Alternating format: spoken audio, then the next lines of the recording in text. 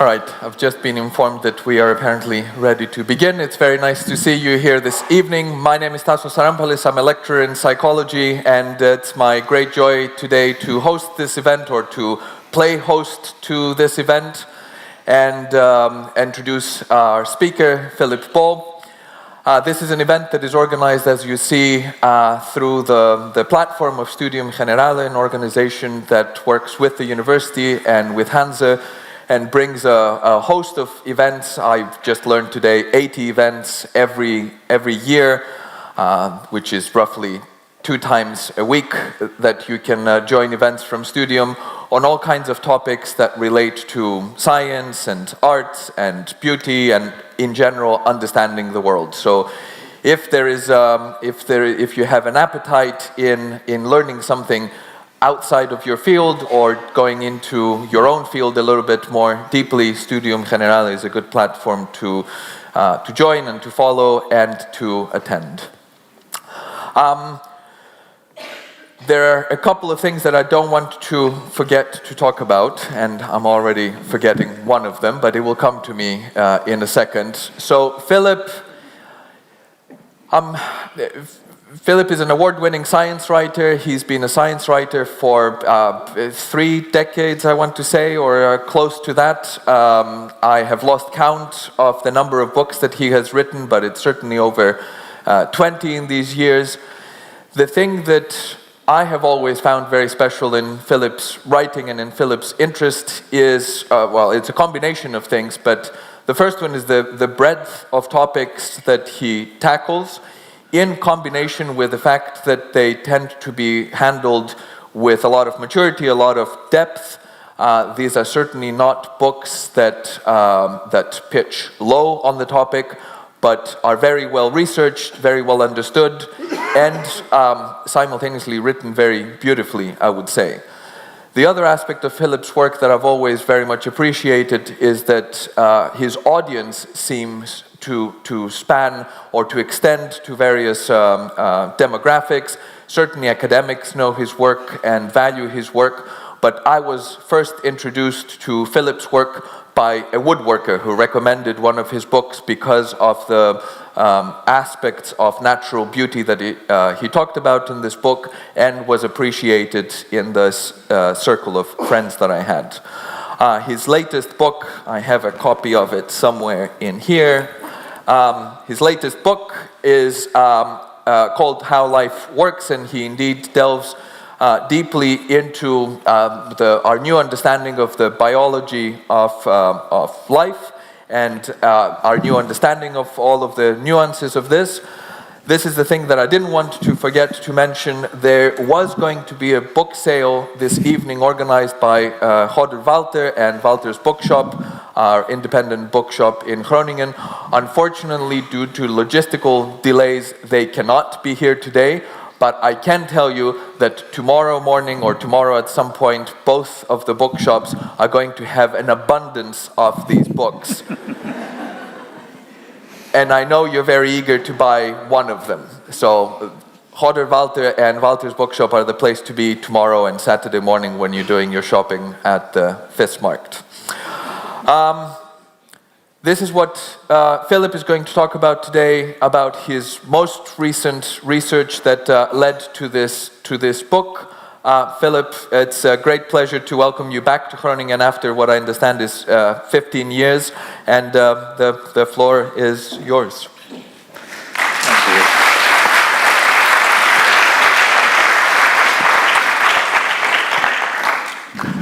Thank you very much, Tassos, and good evening, everybody. It is very nice to be back in Groningen, and thank you to the Studium for giving me the chance to come back. So, let's see if the technology is working. There are times when we could really do with an instruction manual for the human, something like this. Wouldn't it be fantastic if there was a book which we could look up whenever anything goes wrong, a viral infection, an allergy, a dodgy heart, a book where we could look up just the right fix. Well, the truth is that after pondering this question for really thousands of years, we've still only got a sketchy idea of the answer. And you might think that to answer this question, we actually should begin with another. Well, some pretty smart people have asked this question over the years, and here are some of them. These are all pretty smart people, but there's still no consensus about the answer. I'm going to go, for the time being at least, with the answer that the biologist J.B.S. Haldane gave in his 1947 essay with that title, What is Life? That is the sort of title essay of this book. And this is what Haldane had to say about that, and this is what I will go with. I can, for the present purposes, simply say that I know that I'm alive and I know that you're alive, and so the question is, how is that? How does that work? How is that possible? So this is where we'll start to answer that question, down the pub. Specifically down the Eagle Pub in Cambridge, which was where, according to the American biologist James Watson, he and Francis Crick burst in 1953 for Crick to exclaim to everyone present, "We have discovered the secret of life." And this was, Watson actually recently admitted that he just made up this story for his for dramatic effect in his 1968 book, The Double Helix, which gave an account of the discovery that they had made. That didn't stop Watson from happily unveiling this plaque, this blue plaque that commemorated that event, because it was this double helical molecule of DNA that they had kind of literally unraveled. They had discovered the answer to what the structure of this molecule was. And Watson wanted us to believe, in his account of that episode, he wanted us to believe that this was indeed the secret of how life works. Now, DNA was then, in 1953, was then widely thought, not by everyone, but very widely thought, to be where the genetic information that is passed on between generations is stored. And in this double helical structure that Watson and Crick deduced, they could see how it is that our DNA encodes that genetic information. So each of these two strands is made up of a string of just 4 different kinds of chemical building blocks strung together, and which we denote by the initial letters of their chemical names, A, G, C, and T. And this, Watson and Crick said, seems to act like a code, just like the binary code of ones and zeros that was then being used to hold information on magnetic tape, particularly in the digital computers that were just then starting to appear. So the idea is that each of our genes is a short segment of this code, and we have many thousands of these genes in the string that, for us humans, is 3 billion of these chemical letters long, and which we call the genome. So here, then, apparently, was how life works. The idea was the single fertilized egg from which we all grow comes with a set of instructions in its genome, and that all that needs then to happen is that those instructions are read out to build us. So what we now needed to do was to read those instructions, and that was what was done by the Human Genome Project, which began in 1990 and was more or less completed by the turn of the millennium. And here it is, the Human Genome, our instruction booklet, as it's often called, or our blueprint. And you can, it's literally written out in all these letters in 109 volumes that are held at the Wellcome Collection in London. So you can go there and look up your instructions. That's the normal story. So is this then the secret of how life works? Well, some people have questioned all along, really, whether this notion of a blueprint or an instruction book is really the right metaphor for the genome. The Oxford physiologist Dennis Noble has suggested that a better analogy might be a musical score. And that's certainly better in some respects. You know, if we listen to, say, Beethoven's Third Symphony, to what can we ascribe the cause of the music? We might say that, well, the cause is the score that Beethoven wrote. But is it? That answer reminds me of what the famous Russian violinist Jascha Heifetz said when he was once approached after a concert by an admirer who came up and said, "Your violin has such a beautiful tone." And Heifetz held up his violin to his ear and he said, "I don't hear anything." Similarly, you put the human genome in a test tube and it'll just sit there and do nothing. Certainly won't produce life. Not a single cell of it. You can throw amino acids and lipids and things at it and it won't make any difference. It won't do anything. Well, okay, obviously, right. Now, obviously you need an orchestra to actually get any music. And so one reason why Dennis's metaphor is actually quite a nice one is that it helps us to see that it's not so much that the musical score is the cause of the music, but that different musical scores, when played by an orchestra, account in some sense for the differences in the music that they make. And then by the same token, differences in genomes can account for the differences in the organisms that they're associated with. So the problem with saying that the genome is the secret of life is that evidently a genome is not what makes life happen. Sure, life won't happen without it, just as Beethoven's symphony won't ever happen, or wouldn't have ever happened if there hadn't have been a score. But what we're really saying is that for life to happen, the genome needs to go into a system that is already living. It needs to go into a cell. And here's a way to think about that. The picture that we're often given of how we and other organisms work looks something like this. And what goes on in this black box is said to be so horrendously complicated that it's best that you don't even look inside it. You don't even think about it. Just rest assured that scientists are sorting it all out and that they'll have it all straight one day. However, that neglects this inconvenient fact. Genes are not alive, and yet organisms are. So to understand how life works, I'm afraid we really do need to peek inside this black box. And I'm going to give you a glimpse into it tonight. And yes, in all its glory, it really is mind-bogglingly complicated. But I hope to persuade you that we can make some sense of it. And what's more, that over the past 2 decades or so, since the completion of the Human Genome Project, the sense that we are making of it tells a very different picture from the one we've traditionally been given in the genomic era. Now, Francis Crick opened up that black box a little, and this is what he saw. This is what, in the late 1950s, Crick called the central dogma of molecular biology. Now, that in itself is an odd name, right? Because science isn't meant to have any dogmas, okay? But it's meant to be always provisional and always subject to revision. But Crick called it a dogma because, as he later admitted, he didn't actually know what the word meant. All the same, calling something a dogma is kind of provocative. It's kind of like a red flag to a bull. And some people have devoted a lot of energy to trying to argue that Crick's central dogma is wrong.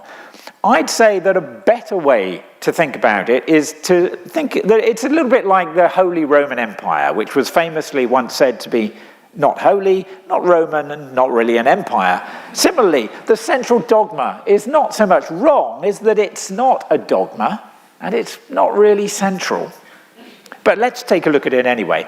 It sums up what was already believed at that time, and was what was soon proved to be the case, that what genes in DNA really encode is instructions for making these molecules called proteins.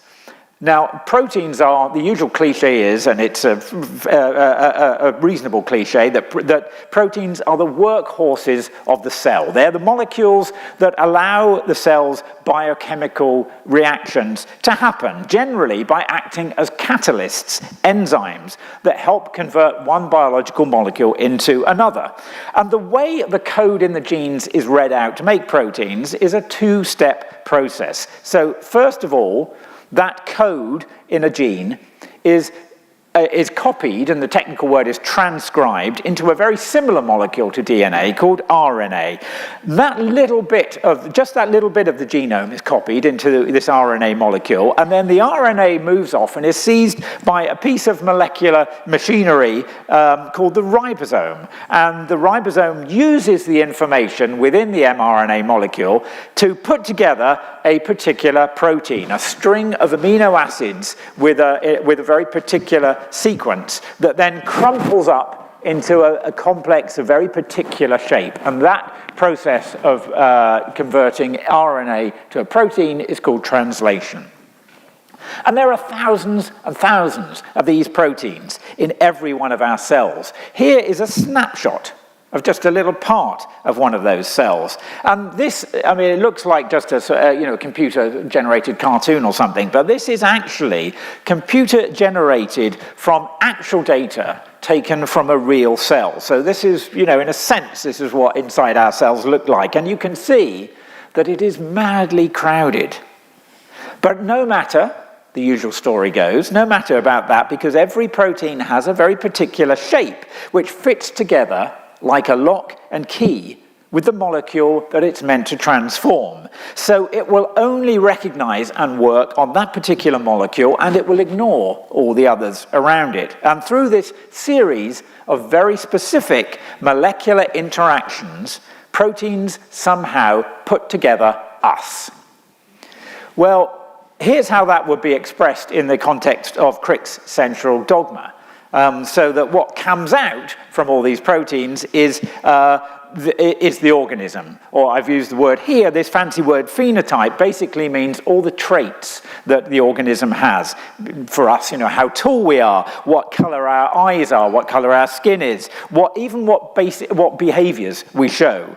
Basically, the phenotype is our individual cells. And in this picture, it all comes from what's encoded in our DNA, or the so-called genotype. But since the Human Genome Project, more and more complications and problems with this picture have emerged. And I'm going to tell you about some of them. So I said we have thousands of genes in our genome, making all these different proteins. Well, how many exactly? Well, bananas have around 36,000 genes. So it seems to stand to reason, right, that I and you and Dora are going to need more genes than that. And if you asked scientists before the Human Genome Project started to estimate the number of genes that humans would be likely to have, they would give estimates typically of around 80 to 100,000. But pretty quickly, once we actually got data on that question, that was shown to be a huge overestimate.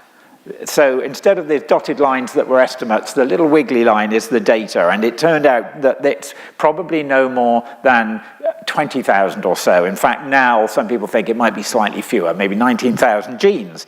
That's as many genes as a tiny little worm that dwells in soil called a nematode worm, very simple organism, and it's scarcely more than half of what a banana has.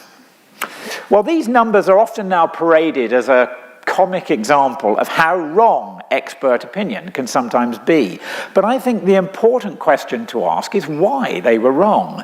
Did we perhaps have the wrong idea of what role genes actually play?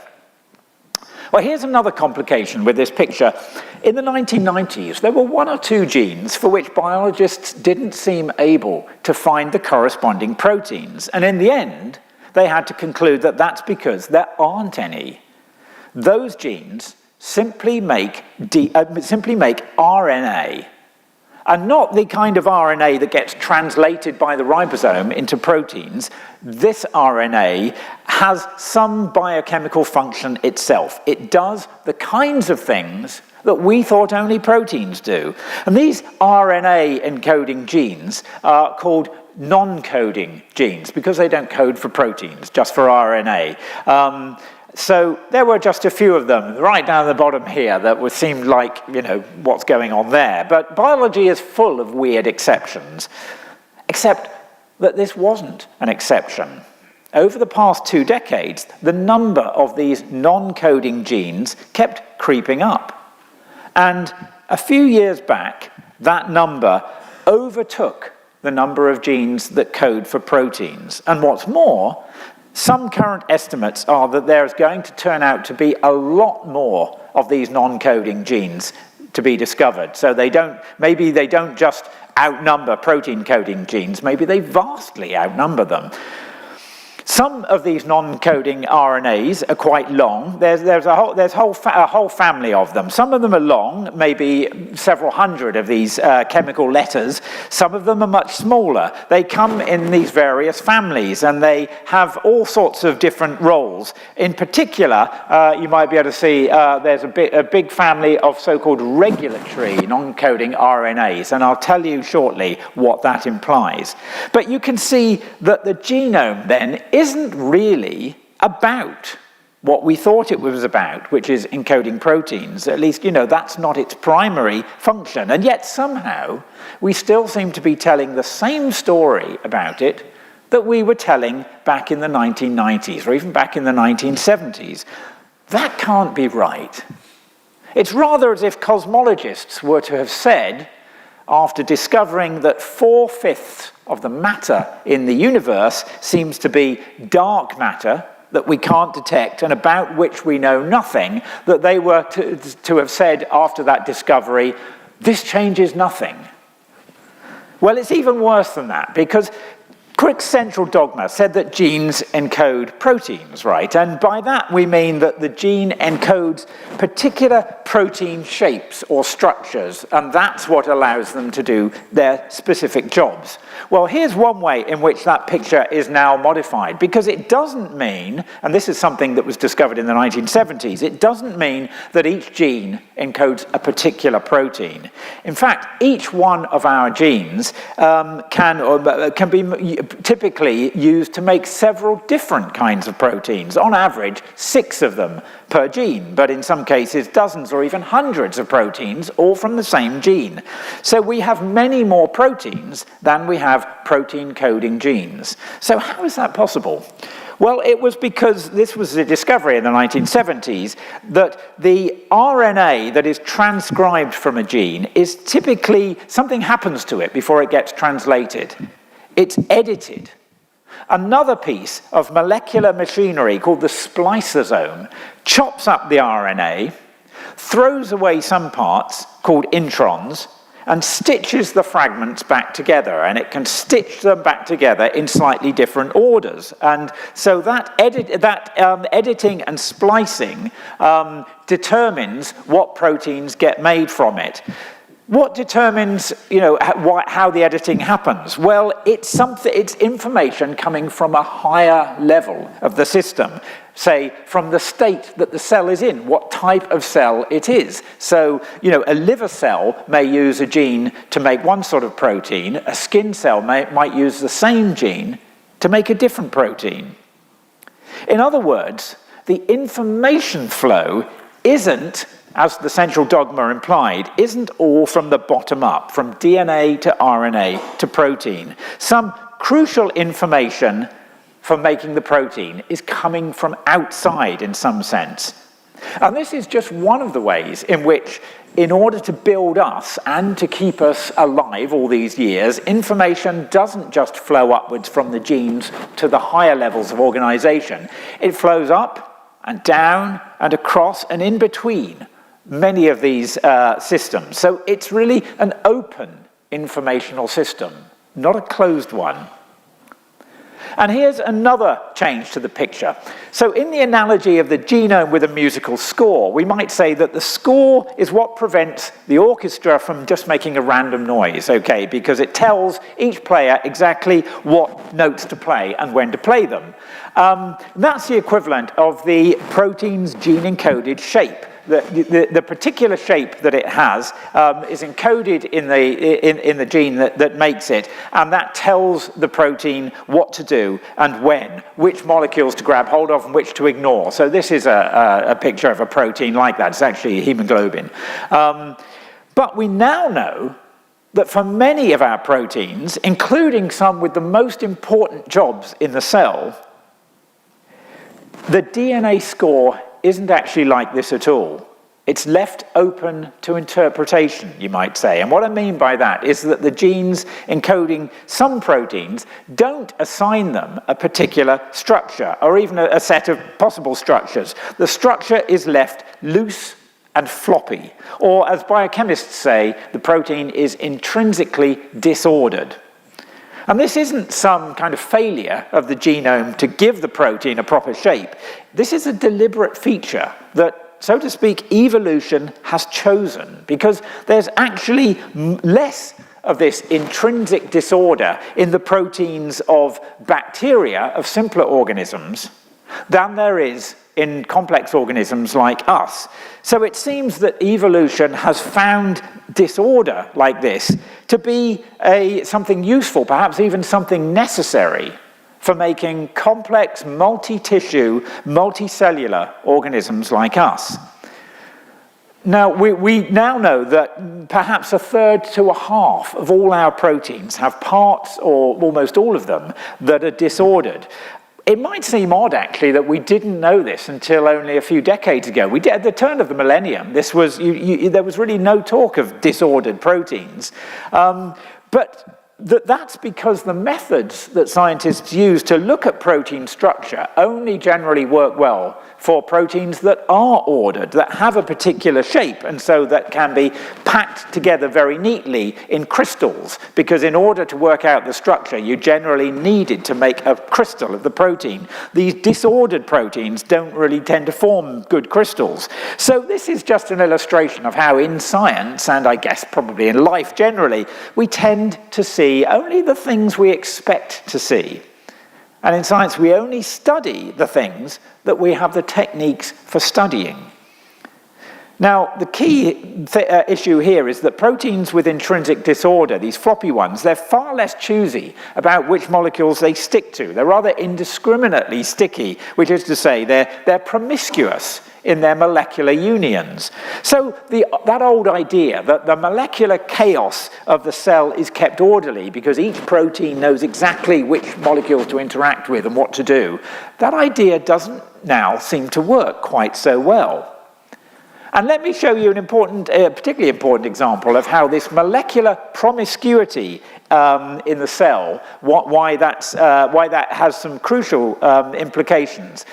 So the standard argument for how we get to be so complex with so few protein coding genes is that it all arises from the complexity of proteins and other biomolecules interacting with each other. So there are these ridiculously complicated networks of interaction of all these there's all this crosstalk between proteins and between genes. And one thing that can come out of this is that it means that one gene is able to control the activity of another gene. The idea being that one gene might make a protein that then does something to the other gene to turn it on and off. This process of switching genes on and off is called gene regulation. And this was something the fact that this happens at all was discovered in the 1960s by the French biologists Jacques Monod and François Jacob. And they showed how it worked for one particular process in the bacterium E. coli. So E. coli can digest two types of sugar, glucose or lactose. But it doesn't make a lot of sense. It's not very efficient for the bacterium to be making both of those enzymes for both types of sugar if there's only one of the sugars around, okay? So there's a switch, which Monod and Jacob called the lac operon, for turning on and off the production, or the expression, as we say, of the so-called lac enzymes that digest lactose. And don't worry about the details of how it works. All you need to recognize is that this green thing here is a protein produced by one gene that sticks to a bit of the DNA just before the lac genes. It sticks there and it stops this pink molecule from coming along and transcribing that gene and then making the corresponding enzyme. So it acts as a kind of on-off switch, just sort of digital logic. For a long time, molecular biologists imagined that gene regulation is kind of like this in all organisms, including us. It follows the same kind of simple logic. effectively wiring genes into a kind of digital circuit, a bit like the circuits in microelectronic devices. Well, you can probably guess what I'm going to say by now. That's not quite how it is. In fact, that's not at all how it is. That isn't how it turns out. Gene regulation in large, complex creatures like us is much more complicated. The proteins that interact with parts of our DNA to control whether the protein is on or off, they're proteins called transcription factors. And it turns out that many of our transcription factors are examples of these intrinsically disordered proteins.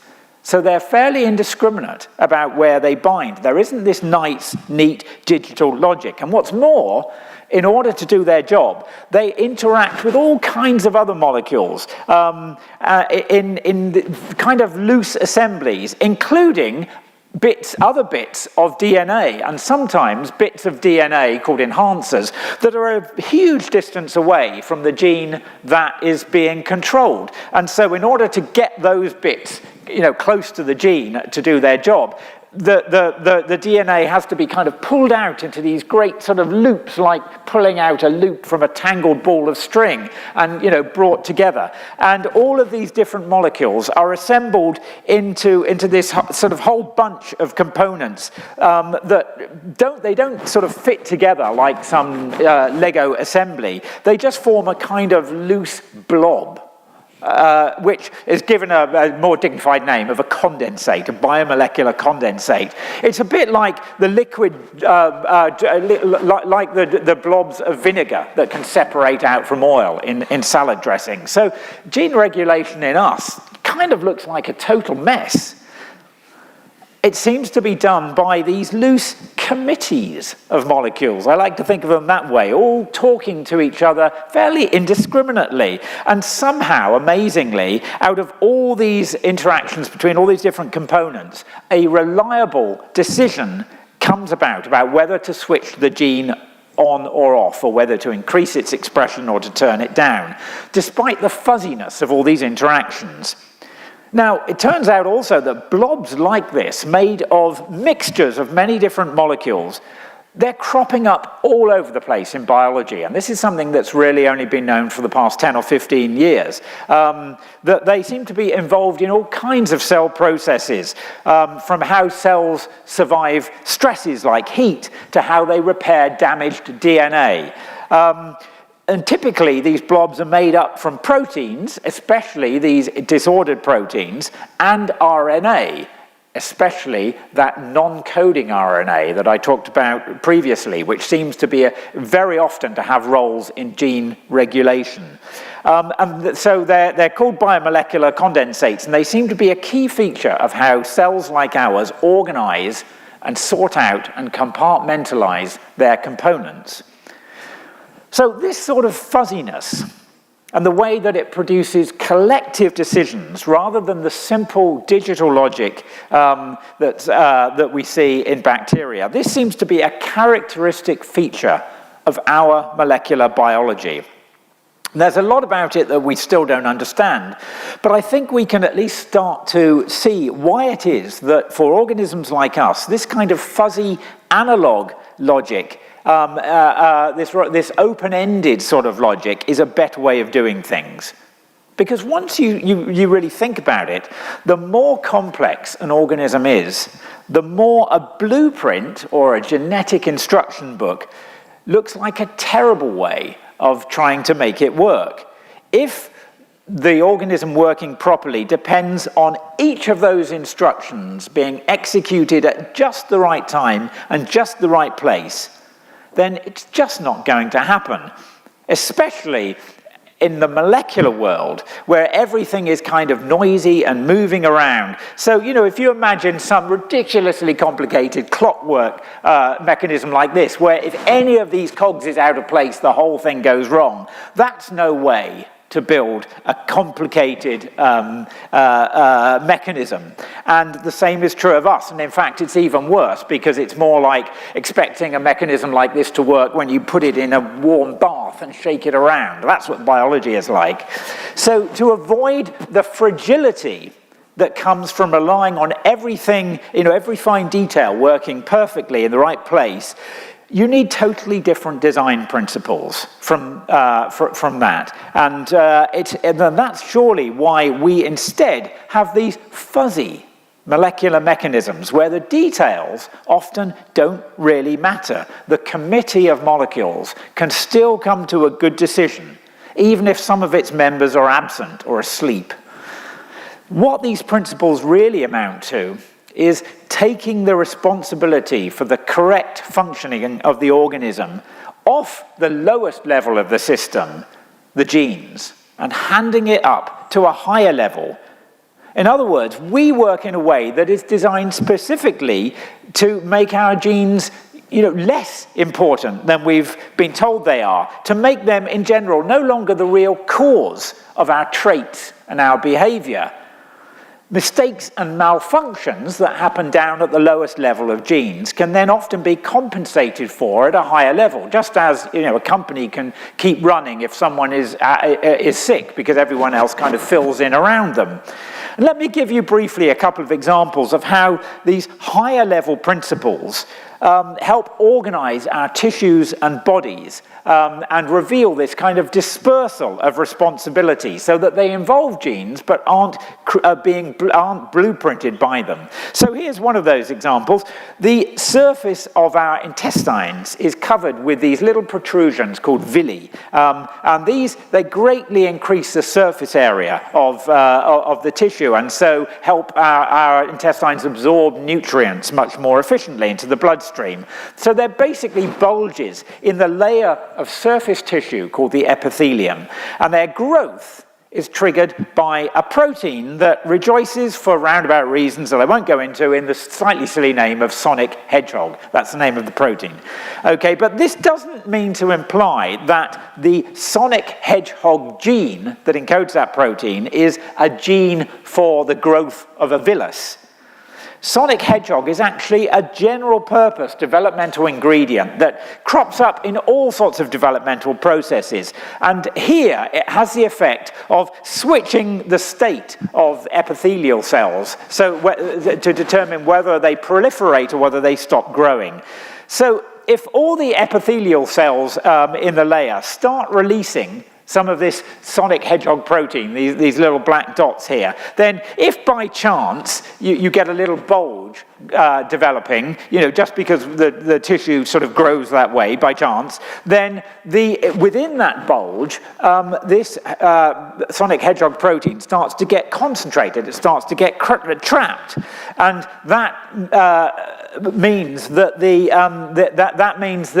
it alters the behavior of the cells in just that location, so that it amplifies the bulge, so that the cells, at the top stop proliferating, and it's just the ones at the base of this bulge that keep growing. And the more the bulge grows, the more this concentration of the protein and this amplification occurs. So it's a self-amplifying process that ends up creating these elongated structures. That structure then isn't genetically encoded. It comes about because of the mechanics of the tissue growth. And here's another example. We generally all have 5 fingers on each hand, but there's no gene that specifies that. There's no gene for fiveness.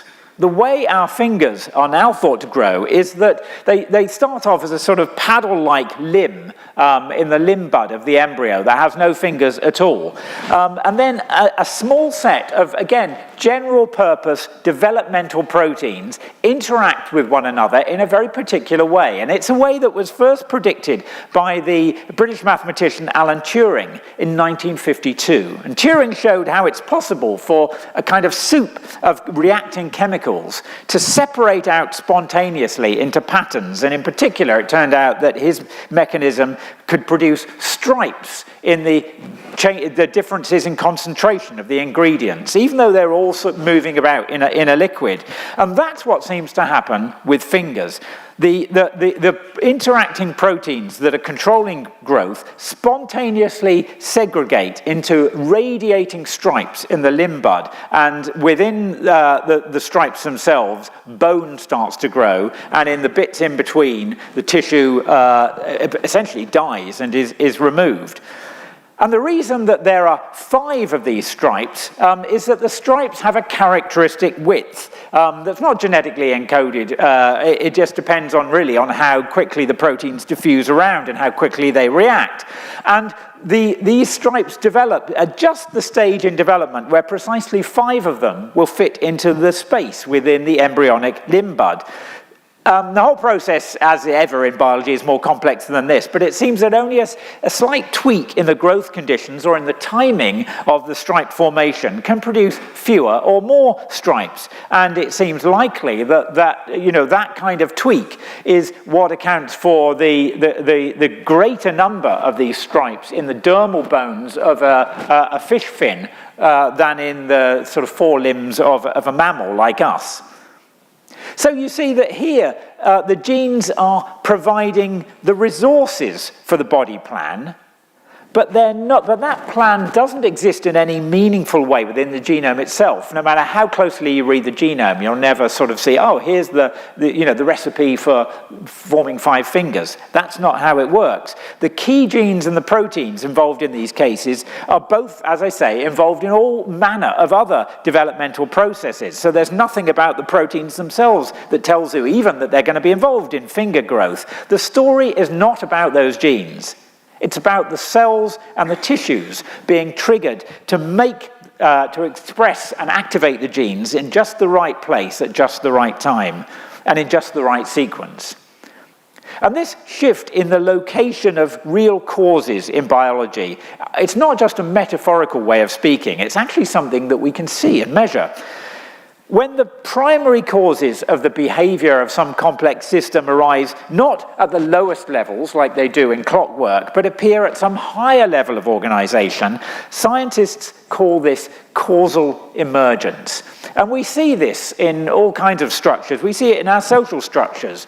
And we see it in the murmurations of birds like this, where the overall structure doesn't depend on every single bird doing a particular thing at a particular time. It's not thrown off course if one bird is doing something erratic. There are higher level laws that are governing this higher level structure. And the larger scale organization is robust against those little fluctuations. There are ways of measuring the amount of causal emergence in complex systems, and when a team of scientists applied those measures to compare simple organisms like bacteria with more complex ones like us, this is what they found, that they could actually see that there was more causal emergence in organisms like us. And I talk about this as causal spreading, and spreading rather than a shift, because it means the causes of the phenotype, the traits, are spread across a range of different levels. Some traits, diseases like cystic fibrosis, genuinely can be said to have a cause at the genetic level. A mutation in a gene leads to that disease. But most of our traits have their causes at higher levels, above the genes. And perhaps the ultimate expression of this causal spreading is our brain, the fact we have a brain. In his book, this famous book, The Selfish Gene, Richard Dawkins sounds almost affronted when he has to say that our behavior sometimes seems to go against what a selfish gene picture should make us expect. But it seems to me that's precisely the point of brains. That they exist, we have brains to take the pressure off our genes. You see, a simple organism like a bacterium doesn't have to decide all that very much. It doesn't have a lot of diversity in its behavior. It has to figure out where the food is, and it has to figure out how to swim to get there. But we live in environments where every single day we encounter things that we have never encountered before. No genetic program can tell us exactly what to do in the face of that sort of unpredictability. The responsibility for those decisions has to be passed up to a higher level, and in us, the brain, which doesn't have some pre-specified program that it just runs to compute what we should do, but works, again, on fuzzy principles. It's able to improvise in the face of the unexpected. It uses fuzzy rules of thumb rather than precise computation. And I think it's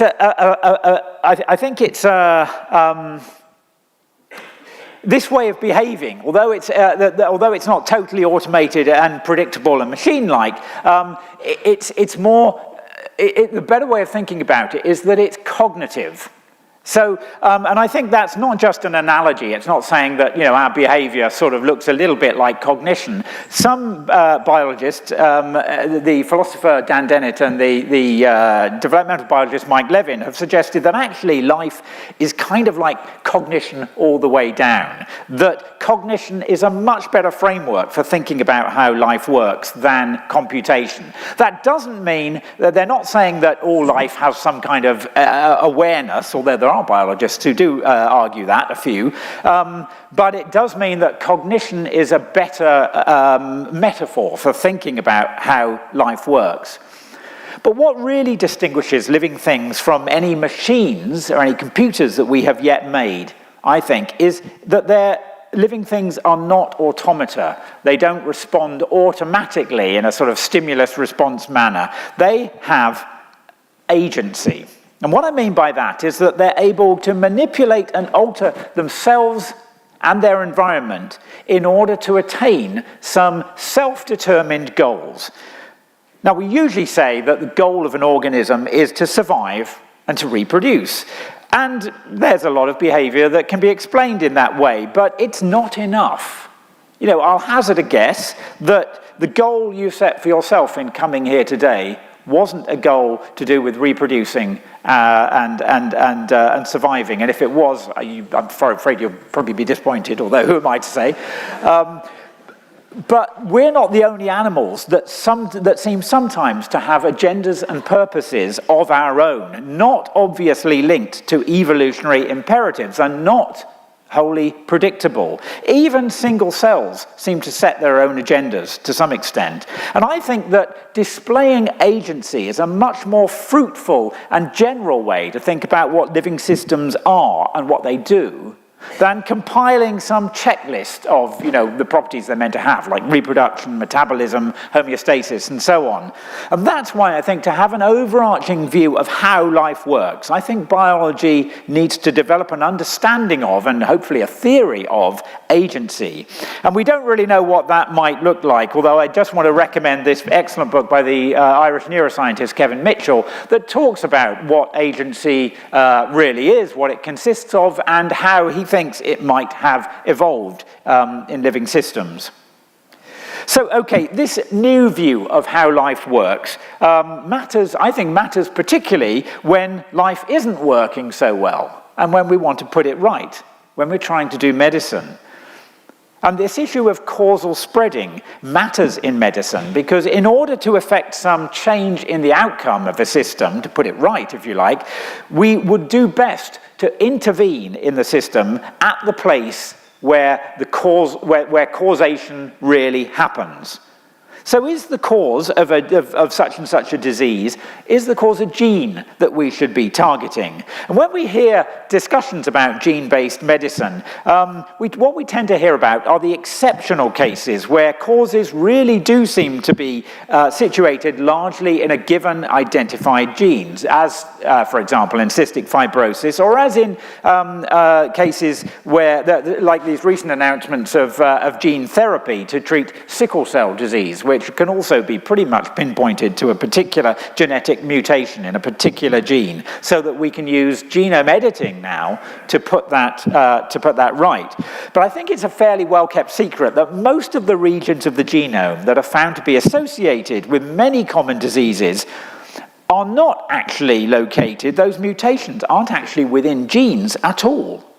They're within those non-coding regions of the genome that I was talking about that are probably involved in gene regulation in some way.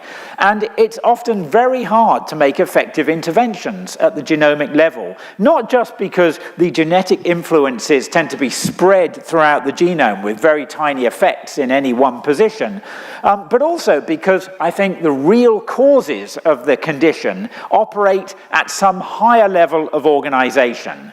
Say, in the way that our immune system is functioning, which actually, seems to be the immune system, seems to crop up in just about every disease that we know of, at that sort of higher level of causation. So maybe that's where we need to intervene, rather than down at the genetic level. And this may be why genetic-based approaches to many sorts of disease, and in particular to cancer treatment, have been so disappointing.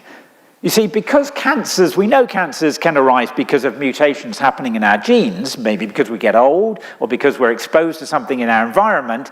So it used to be thought that in order to find cures, we need to look at the genetic roots of cancer.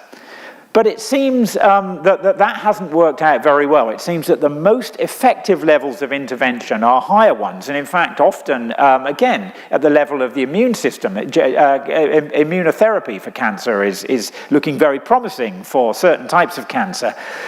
The cancer biologist Michael Yaffe really expressed this very well in 2013. He said that we have spent fruitless years looking for cancer-linked genes, not because we knew that they were the key to developing new treatments, but because we simply had the techniques for looking at them. This is what he said: like data junkies, we continue to look to genome sequencing when the really clinically useful information may lie someplace else. So there are practical reasons for wanting to understand how life works, but I think we should be interested in that question simply to make us appreciate all the more how astonishing life is. The idea that what makes us alive and different from a rock is simply that we've been pre-programmed by our genes to be alive isn't just wrong, it's really pretty boring.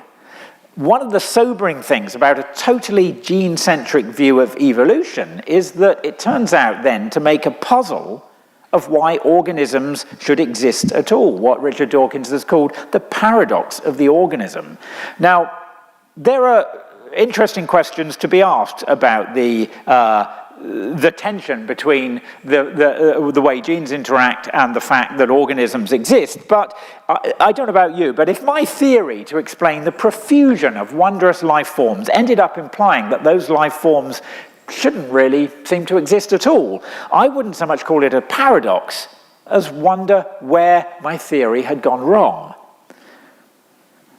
And I think it's not too hard to see why it seems a paradox in the first place, because if you have taken all the genuine agency that exists in real organisms and squeezed it into the genes to make them look like little organisms in their own right, all competing with one another in some undifferentiated pool of genes with an agency that they don't really possess, it's no surprise that you then end up seeming to need no real agents, organisms, at all.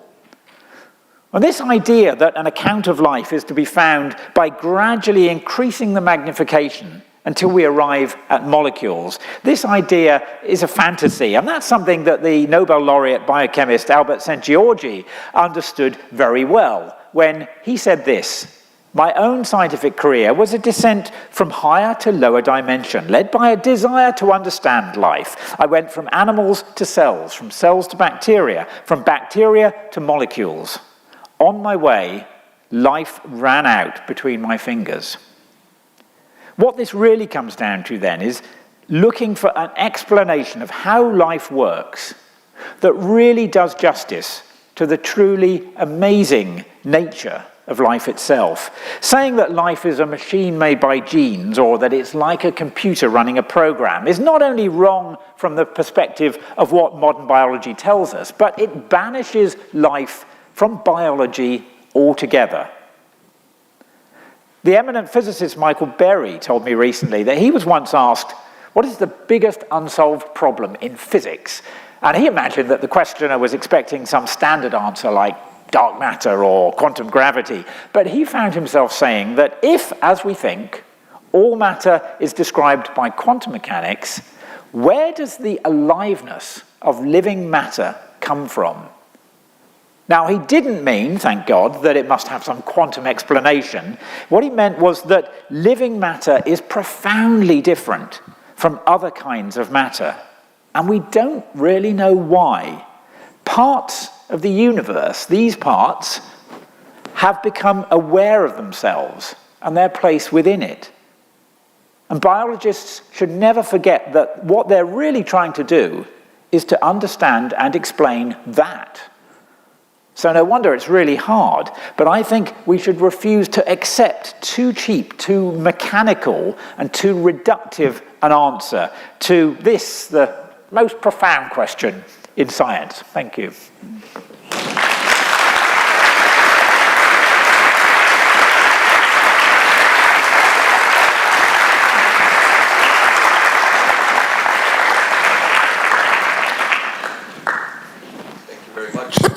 Done. Is this on? Yes. Thank you very much, Philip. Very stimulating and thought-provoking, and at times a little bit radical also a way of thinking about the biology of life.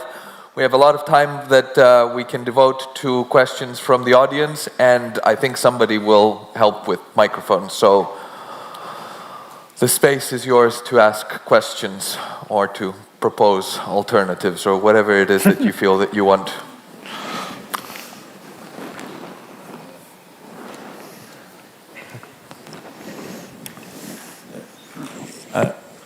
My name is Jacob Mulder. I look at this from an astronomy point of view. I studied astronomy. And there's a fascinating analogy with Erik Verlinde, his work on emerging gravity. Maybe you should look that up. Maybe you already know. Yeah, that's right. Yeah, sure.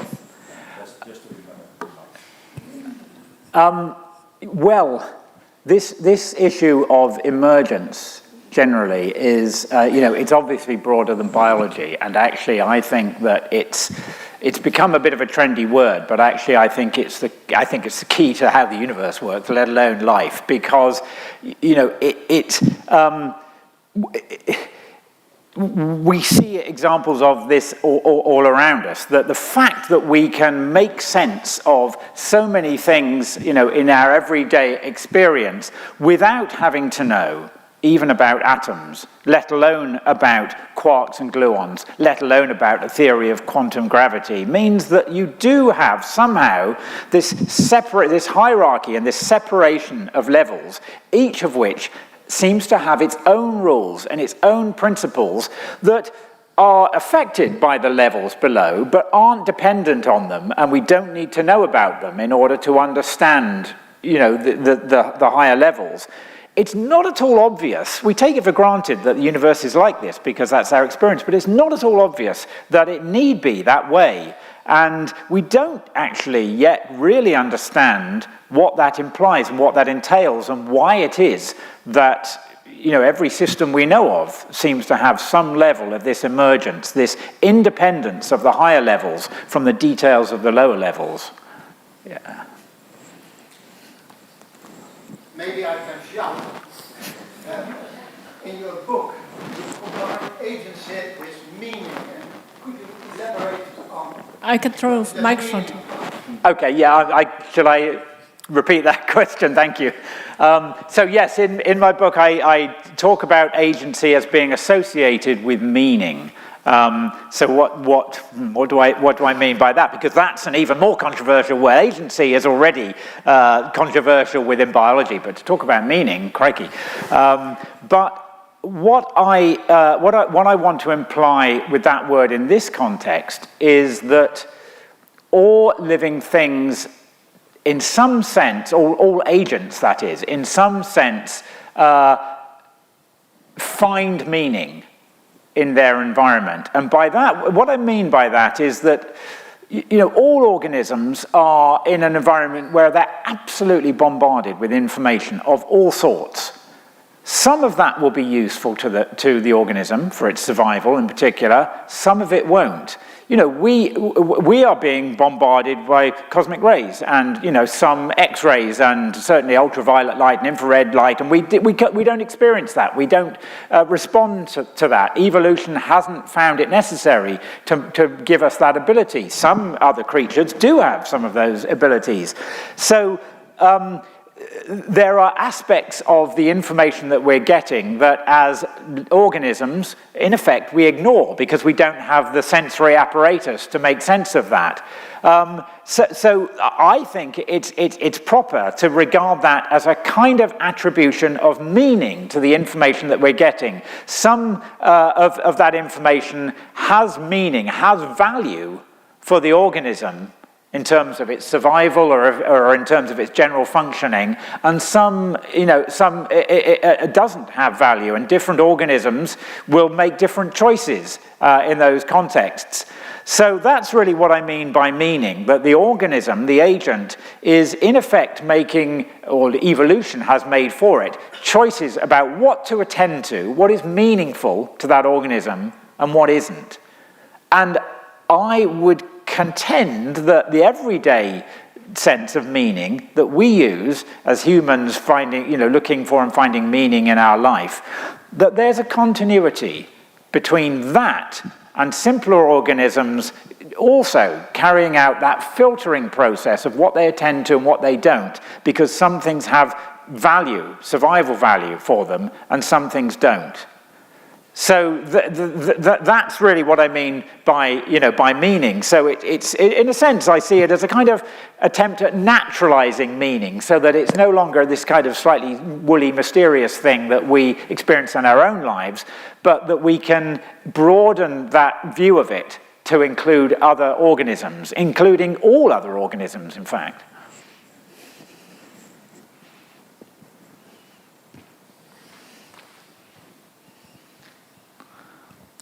Philip, while writing this book, or even in the aftermath of this, with discussions with others, did you ever become tempted to also tackle the question of what is life?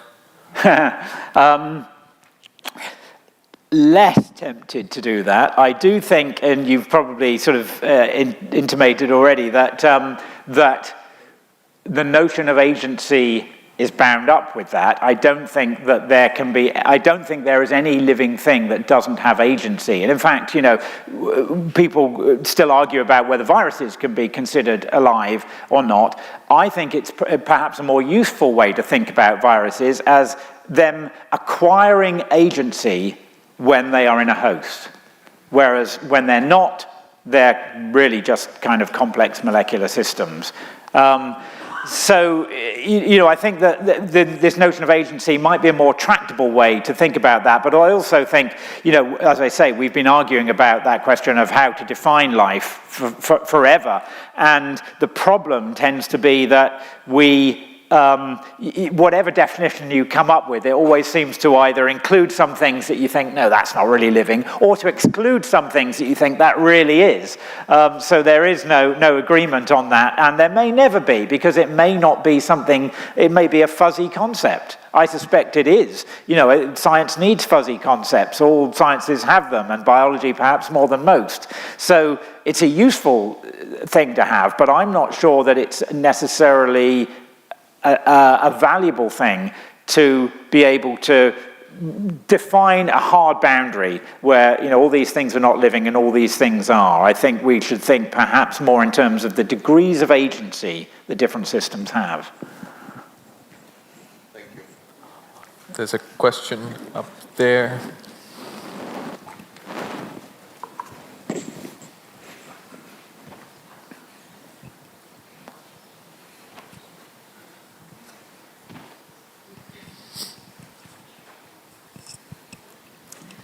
First of all, thank you for your interesting lecture. I was wondering, what did surprise you the most during writing your book and doing your research on this topic? Well, maybe the best way to answer that is to say just a little about how it came about, because, how absurd to write a book with a title like this, how hubristic, and, I normally wouldn't have contemplated it, but for... Tassos mentioned, I think I used to be an editor at Nature, the science journal, and while I was there, I was trained as a physical scientist, and while I was there, I would go to the weekly editorial meetings where the biological staff would sort of say something about the papers they just accepted, and I started to feel a little bit sort of uncomfortable that there seemed to be questions that were coming up from these papers that no one was really talking about, that, you know, there was this gene that we all thought was involved in this process, but now, you know, here's work that shows that it's also involved in this totally, seemingly unrelated process. And eventually, you know, and there seemed to be lots of papers like this, and eventually I kind of, you know, said, well, what does that mean? And the editor in question, you know, gleefully said, we don't know. So it made me think, well, okay, are we, you know, it's the story that I've heard as a naive physicist and chemist about genes. Is that really the right one? So I had these sort of vague misgivings about, you know, that aspect of the story. And then I started to find out about these disordered proteins, which seemed to challenge the common view of how proteins did their job. And I guess I knew, started to hear a little bit about these non-coding RNAs, and there were all these things that didn't seem to fit within the picture that the sort of popular picture that I'd had. And I didn't know what to do with that until in 2019 I was invited to go to spend what ended up to be the summer in the Department of Systems Biology at Harvard Medical School. And I didn't have any assigned duties other than to go around and to talk to the folks in the department and find out what they were doing. And so I'd go there and I'd talk about some of these misgivings, and it seemed to me that, you know, pretty much all of them said, oh, it's worse than that. That they showed me all these other things, like all this fuzzy logic in gene regulation that I knew nothing about. And so I came away from that summer thinking, my God, what am I going to do with all this stuff? I'd got this, you know, big unwieldy document full of notes. And of course, you know, I ended up thinking, oh, I'm going to have to write a book, aren't I, about this? But not to talk about it, but simply to figure out in my own mind what the story was. And this isn't an idea, I wouldn't recommend anyone writing a book this way, but this is what happened, that I wrote it not knowing where it was going to go, what sort of story it had to tell, but knowing that unless I did that, I would never know. And happily, I think, for me at least, some kinds of themes and ideas began to emerge the more I looked more deeply into these different things, and I started to see there were things connecting them. This kind of, you know, promiscuity, these fuzzy interactions in all sorts of ways, these higher level systems that didn't seem to depend on the genetic specifics. So it's still a fairly hazy picture, but I think that's what happened. It was only by having heard from the people who really know this stuff that actually, you know, things had changed even more than I'd realized, that it made me think, that did surprise me. I hadn't realized things were so bad, is one way of thinking about it, but actually that things were so exciting is another way of thinking about it. That I think that this time for cell and molecular biology, for biology generally, is such an exciting time, because all of these new ideas, these qualitatively new things are coming out that we knew nothing about when the Human Genome Project was finished, and where everything seemed to be about just sequence the genome. So I hope that the book is not so much trying to sort of challenge orthodoxies, but hopefully, what I wanted to convey is just how exciting it is to be doing this sort of biology at this time. There's a question over there.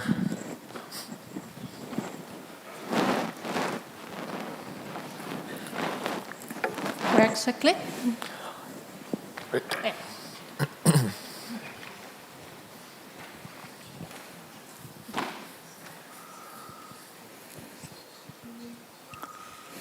You talked a little bit about how, from medicine perspective, you talked about how gene therapies might be good for certain kind of diseases, but not good for others. And you gave immunotherapy as an alternative idea to target those higher systems. Could you talk more about what other kind of treatment options, or kind of, do you know anything about the research into those higher level targets?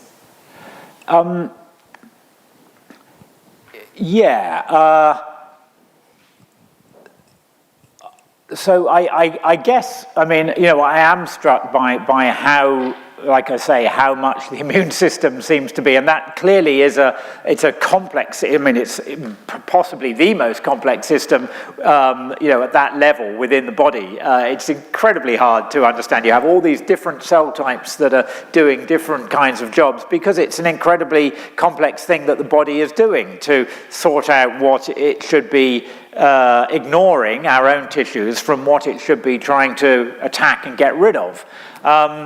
And it seems that all sorts of diseases are filtered through that. So, I think we saw that, for example, with COVID, that, what was really problematic in the most serious cases of COVID wasn't that the virus was doing anything so terrible to us, but that the body was, the way the immune system was kind of over-responding to the virus. And so, it turned out that some of the treatments that were found to be effective were ones that had already been developed because they were already being used for other aspects of controlling or manipulating the immune system, and they turn out to be, useful in this case too. And I think maybe that sort of brings me to maybe the sort of, hopefully the best answer, or the best answer I can give to that question, which is that this notion of drug repurposing, of exploring drugs that have been developed for something else, and that perhaps have already had some clinical trials or maybe even approval for use, exploring those for new conditions is now a big thing, and we get some really useful treatments that way. If you think about it from the point of view of, the sort of, I guess, the standard idea that, to deal with a disease, you find out the molecular roots, maybe the genetic roots, and then you need something very specific to hit that target. It makes no sense that you could use this drug developed for this disease for this one that seems to be completely different.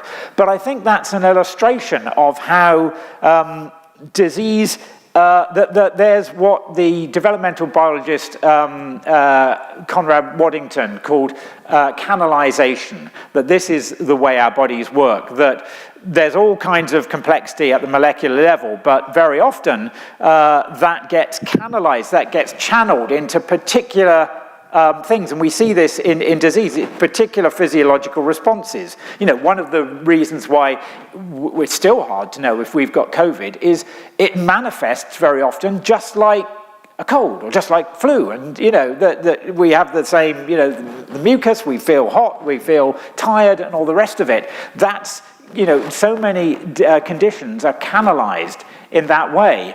And that's why, often we can repurpose drugs, because they're drugs that actually hit the system at that, at the higher level where the physiological expression of the disease happens.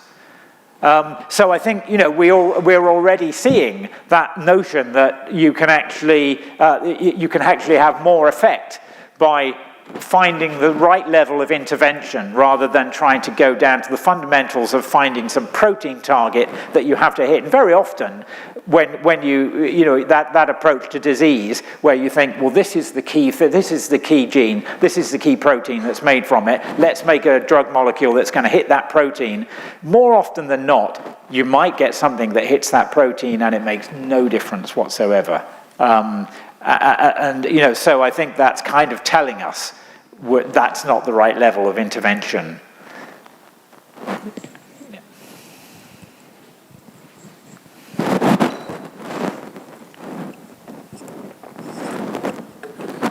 Thank you for a very nice talk.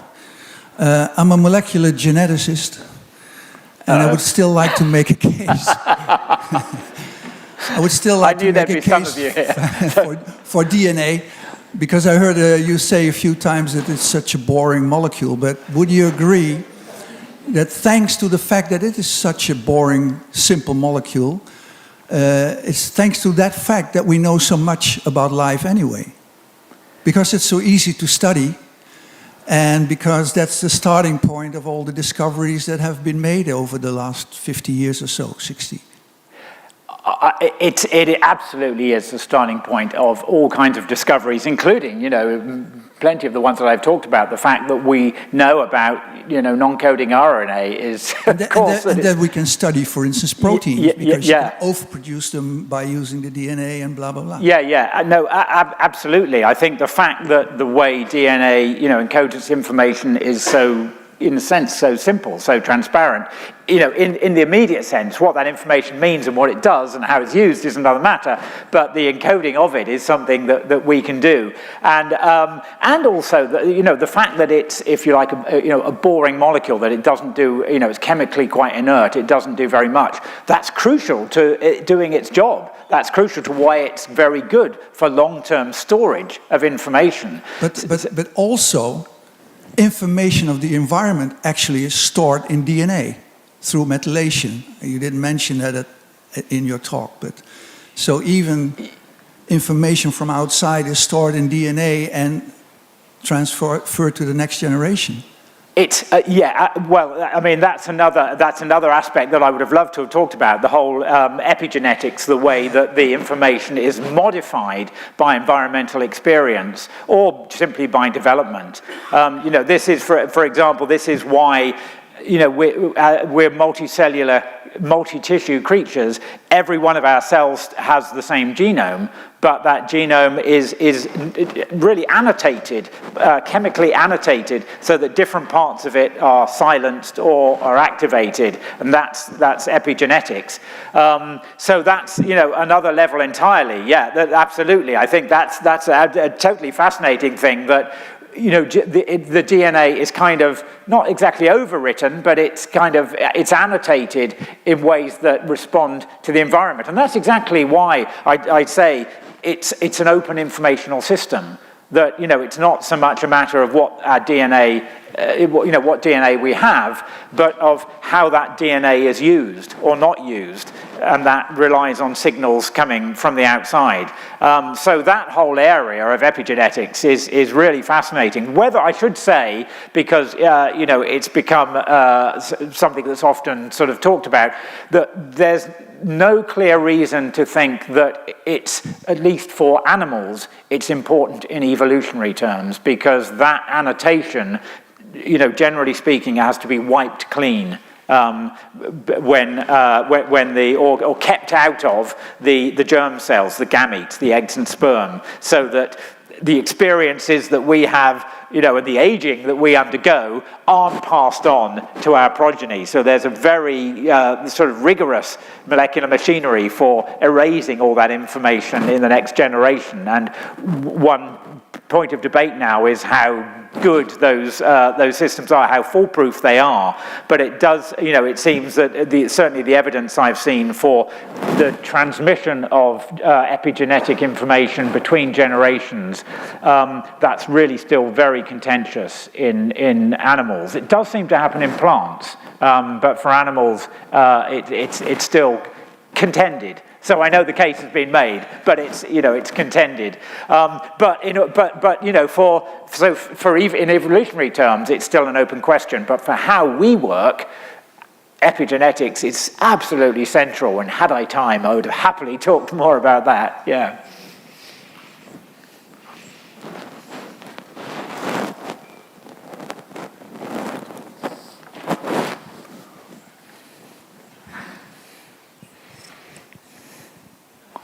This has been really fascinating. Now when we were discussing this, somehow I was wondering, among the many things that are encoding in the DNA and among the many things that come from the environment, where does behavior sit? So how much of it is actually part of the DNA or at cellular level somehow is registered, and how much is coming from the environment?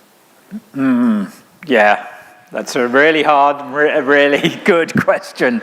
But I think this is one thing we can say, that I don't know of any human behavioral trait for which we haven't found some correlation with genetics. Including intelligence, including all the controversial ones. It does seem clear that there's a genetic component to that. So it's, I think it's really important to acknowledge that as something that seems quite clear. But what that means is really hard to say, because it can quite easily, and we talk about this colloquially, don't we? We say, oh, it's in my genes, or oh, I've inherited the stubbornness gene from my father, or whatever. So that's kind of infiltrated our culture, and that kind of talk, that doesn't make sense. We don't inherit, those very specific behavioral traits. But I think perhaps even more importantly, and I really want to say this because there have been some discussions and some books about this that have really sort of muddied these waters. There are people who work in behavioral genetics who would say genes are the most important thing because, of course we're affected by our experiences, by our environment, but not in any systematic way. And at one level I can see what they mean, that, a particular experience, like say, an abusive childhood, might manifest very differently in the behavioral traits of one person than in another, even than sometimes in a sibling. So that's true, but that should never deny the profound impact that, something traumatic like that could have on those two people. It's just different because they have different behavioral propensities, for one reason, for one thing, in their genes.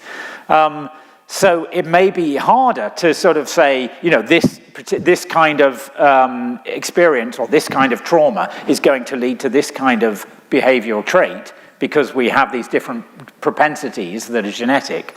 But nevertheless, that kind of trauma is going to have some kind of important consequences. And that's the kind of thing that sometimes gets muddied.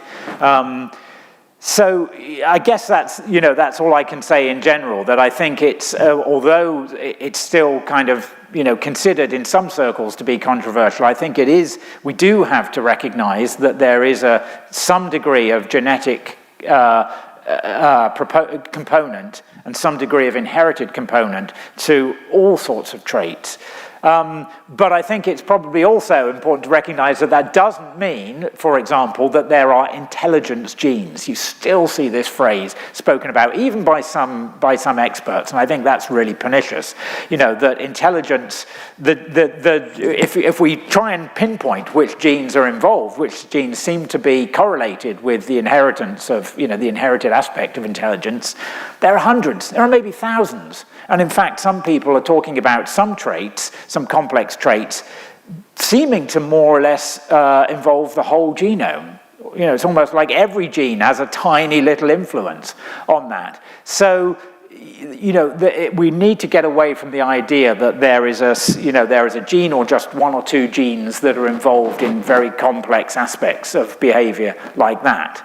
And we need to try to understand how to understand that very dispersed influence that genetics has on our behavior.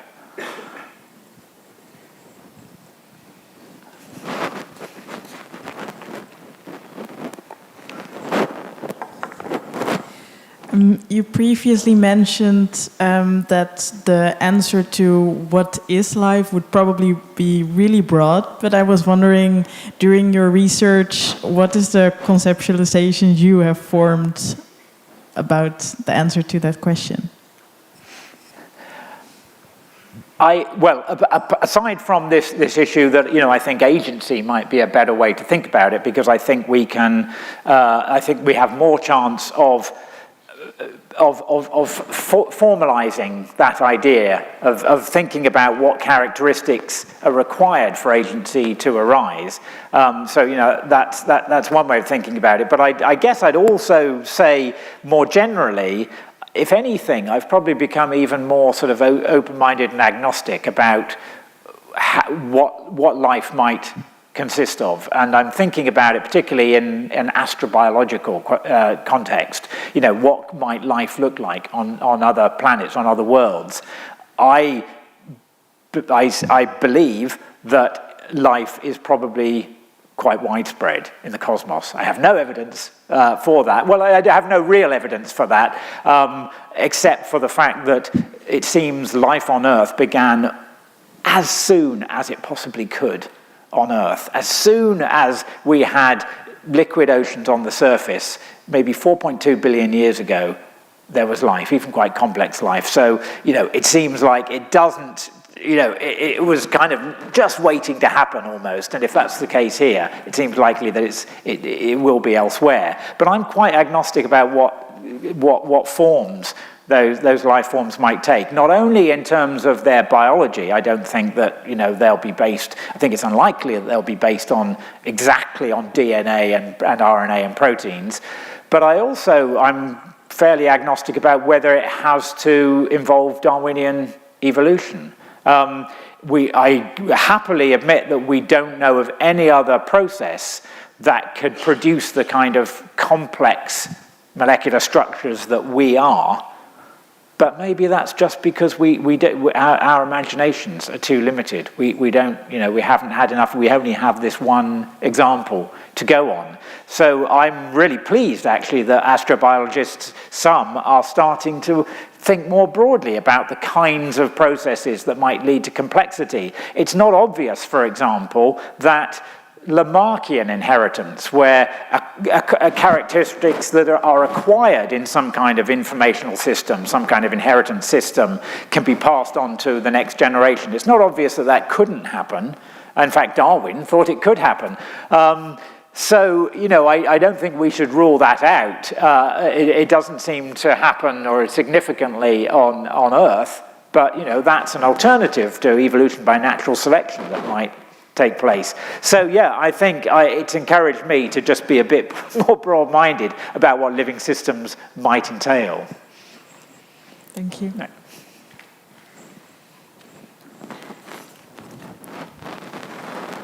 Philip, How Life Works came out in 2023 already, I think. Yeah, 2023 in the US, 2024 in the UK. Knowing how you work and the way you write these books, I suspect that there's one or more in the pipeline already. What do we look forward to in the near future? Oh, yeah, I'm embarrassed now because I'm going to have to say there are actually 3 in the pipeline already. Could be 4, depending on how you count them, which is ridiculous. I mean, no one should work that way, but it's just how things happen. But I don't want to say too much about some of them. But the one that I will mention, because it's coming out hopefully before the end of this year, is I've done a few books with a company that does highly illustrated books. And they're a joy to do because the texts are quite short, and the books look absolutely lovely because they do all the picture research and they put them together. So they said to me, I guess probably about a year ago or a year and a half ago, do you fancy doing an illustrated history of alchemy? And I said, yes, please, I would love to do that. And it's going to, I have no doubt, it's going to look fabulous. So that's completed and that's on its way. And, there too, I want to try to offer a slightly different picture, a slightly different narrative to the one that we're often given about alchemy as being this sort of pre-scientific, superstitious sort of, practice. That actually I want to show how alchemy was many things, but amongst them it was it was really practical chemistry before it was called that. That's all the term really means. So I want to, so it's kind of stressing the importance of alchemy for the history of chemistry and the chemical side of alchemy. Something to look forward to towards the end of the year. I haven't seen any other hands, and we're approaching 9:30, so I think this is perhaps a very good time to thank Philip one more time for his talk and for his participation here.